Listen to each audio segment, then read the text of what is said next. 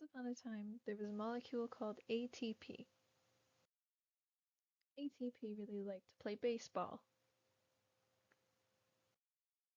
The only problem is that ATP was really, really sleepy.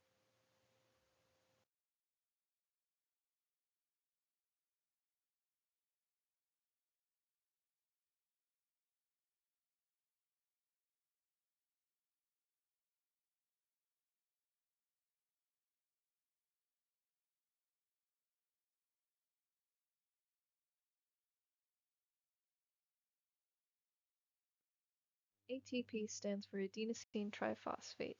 Triphosphate meaning that the molecule contains 3 phosphorus groups. One day, ATP was feeling really heavy because of the phosphorus group on its head. Maybe I feel so sleepy because of this phosphorus group weighing me down. I should go to the playground to see if I can find something that could help me, thought ATP.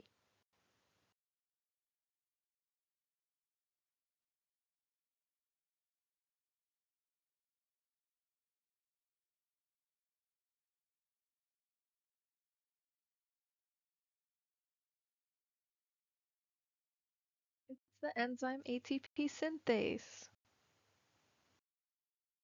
ATP stood there for a while watching ATP synthase.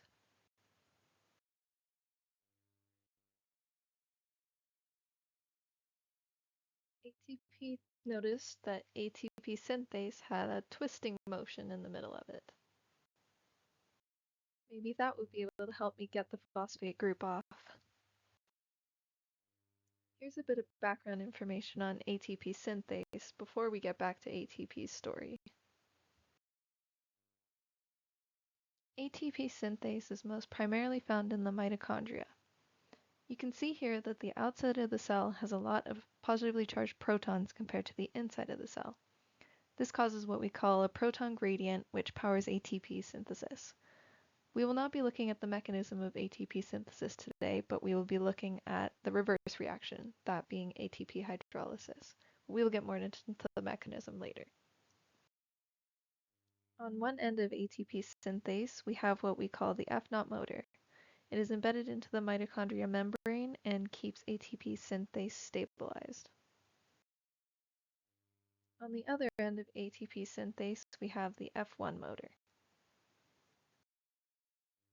Connecting the F0 motor and the F1 motor is a central stalk, which has a rotational movement to it. This rotational movement causes conformational change in binding pockets that are throughout the central stalk. We will see this mechanism in action in just a moment. Some clouds rolled in and ATP started to feel a drop or two of rain.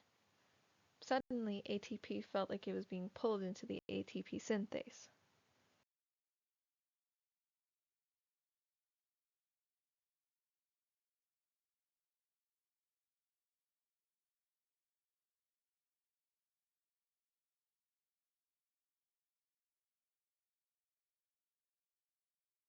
Through all the commotion, ATP felt a phosphorus group pop out of its side.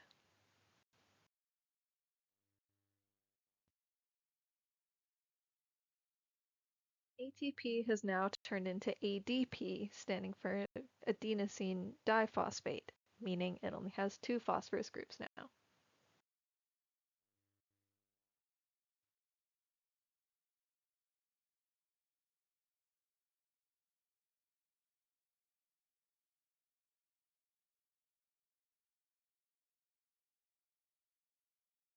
The mechanism that we just witnessed was ATP hydrolysis.